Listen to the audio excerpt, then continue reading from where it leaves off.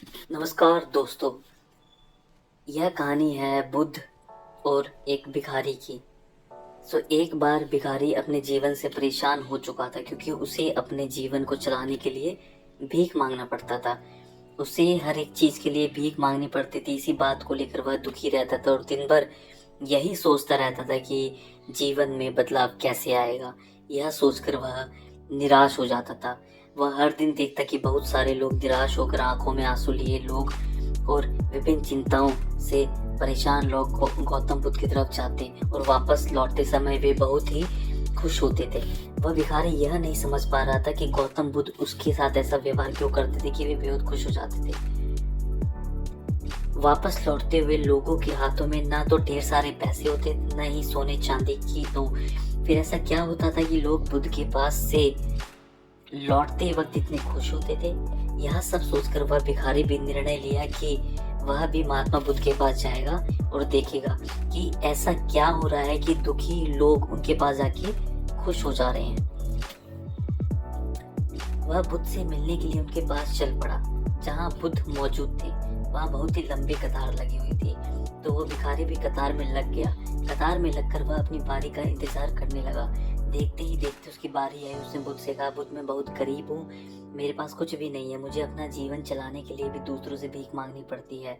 आप ही बताइए मैं अपने जीवन को कैसे बेहतर कर सकता हूँ। यह सब सुनकर बुद्ध ने कहा, तुम गरीब नहीं हो, तुम्हें ऐसा लगता है क्योंकि आज तक कभी तुमने किसी के लिए कुछ भी नहीं किया, ना ही तुमने कभी किसी को दान दिया, ना ही तुमने दूसरों के लिए कुछ किया। यह सब सुनकर भिखारी के मन में एक आशंका जाग उठी। अपनी आशंका को दूर करने के लिए भिखारी ने पूछा, मैं तो एक भिखारी हूँ, मैं लोगों को दान कैसे दे सकता हूँ और कैसे लोगों की सहायता कर सकता हूँ? मुझे तो खुद अपना जीवन चलाने के लिए दूसरों से मांगना पड़ता है। यह सब सुनने के बाद गौतम बुद्ध थोड़ी देर चुप रहे और फिर बोले, तुम्हारे पास हाथ है जिससे तुम लोगों की सेवा में लगा सकते हो, दूसरों का भला कर सकते हो। इसके अलावा तुम्हारे पास मुंह है जिससे तुम लोगों से अच्छी अच्छी बातें कर सकते हो और दूसरों का हौसला बढ़ा सकते हो। यह सब करके भी तुम दूसरों की सहायता कर सकते हो। जरूरी नहीं कि दान सिर्फ पैसों से किया जाए।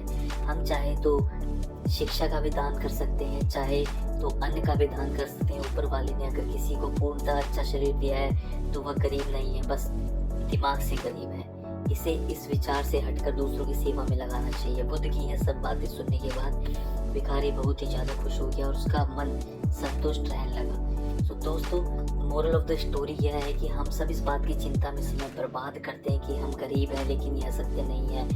सत्य तो यह है कि जब तक हमारा शरीर पूरी तरह से बेहतर है तो हम उसका उपयोग करके आगे बढ़ सकते हैं और खुद के जीवन को बेहतर बना सकते हैं। अगर कोई व्यक्ति अपनी गरीबी पर ध्यान दे, उसे बदलने की कोशिश ना करे तो वह मूर्ख है। इसके अलावा हम इस कहानी से यह भी सीख सकते हैं कि दान सिर्फ धन का ही नहीं, शिक्षा, भोजन, अच्छे विचार और आदि का भी किया जाना जरूरी है।